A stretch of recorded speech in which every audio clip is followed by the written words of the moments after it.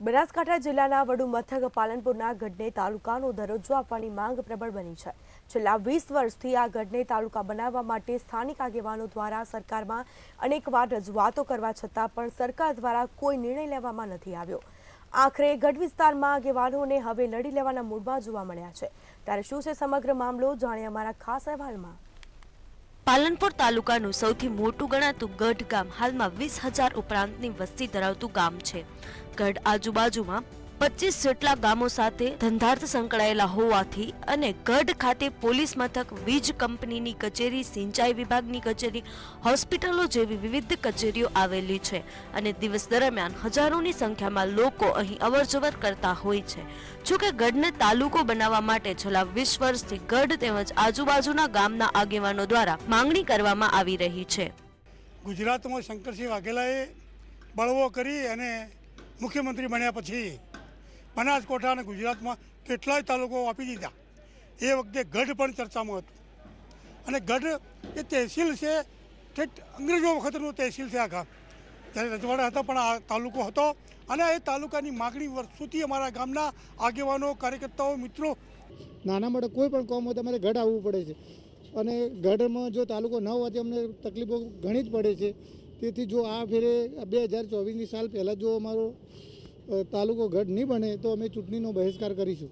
ગઢ તાલુકો બનાવવા છેલ્લા 20 વર્ષથી ગઢ વિસ્તારના આગેવાનો રજૂઆત કરી રહ્યા છે, પરંતુ સરકાર દ્વારા કોઈ નિર્ણય લેવામાં ન આવતા હવે ગઢ વિસ્તારના આગેવાનોએ આગામી 2024ની લોકસભાની ચૂંટણી પૂર્વે ગઢને તાલુકો બનાવવાની જાહેરાત કરવામાં નહીં આવે તો લોકસભાની ચૂંટણીનો બહિષ્કાર કરી આંદોલન કરવા માટેની ચીમકી ઉચ્ચારી છે।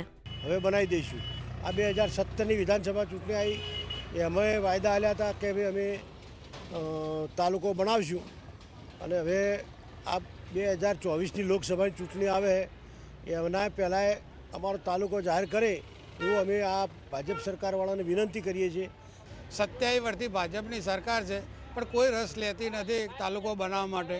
ગઢ એક વિકસિત ગામ છે, છતાં કોઈ તાલુકો બનાવવા રસ લેતું નથી। ગઢને તાલુકો બનાવવા માટે સૌપ્રથમ તત્કાલીન મુખ્યમંત્રી કેશુભાઈ પટેલ જ્યારે ગઢ આવ્યા ત્યારે તેમને રજૂઆત કરવામાં આવી હતી અને તેમણે ગઢને તાલુકો બનાવવાની જાહેરાત કરવા માટેની ખાતરી પણ આપી હતી।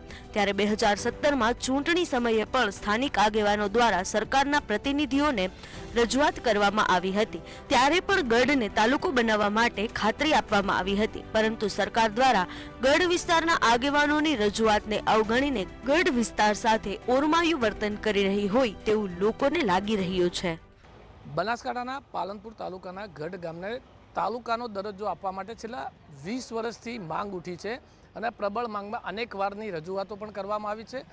જ્યારે પણ વિધાનસભાની કે લોકસભાની ચૂંટણી આવે ત્યારે નેતાઓ દ્વારા ઠાલા વચનો આપવામાં આવતા હોય છે। જોકે મહત્વની વાત કરવામાં આવે તો પાલનપુર તાલુકાના ભાજપ પ્રમુખ તરીકે છેલ્લા 2 ટર્મથી ગઢ વિસ્તારના જ આગેવાન અત્યારે છે, પરંતુ કોઈ પણ પ્રકારનો ઠરાવ કરવામાં આવતો નથી, જેને લઈ અને સ્થાનિક આગેવાનોમાં પણ રોષ જોવા મળી રહ્યો છે।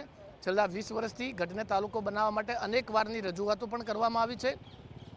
તત્કાલીન મુખ્યમંત્રી કેશુભાઈ પટેલ જ્યારે ગઢ આવ્યા ત્યારે પણ રજૂઆત કરી હતી, ત્યારબાદ 2017ની ચૂંટણીમાં પણ ગઢને તાલુકો બનાવવા માટેની રજૂઆત કરવામાં આવી હતી, પરંતુ ક્યાંક ને ક્યાંક સરકાર દ્વારા ઠાલા વચનો આપવામાં આવી રહ્યા છે, જેને લઈ અને ગઢ તેમજ આજુબાજુના ગામોના સ્થાનિક આગેવાનોમાં અત્યારે તો ભારે રોષ છે અને સ્થાનિક આગેવાનો દ્વારા આગામી 2024ની લોકસભાની ચૂંટણીમાં બહિષ્કાર કરવાની ચીમકી પણ ઉચ્ચારવામાં આવી છે।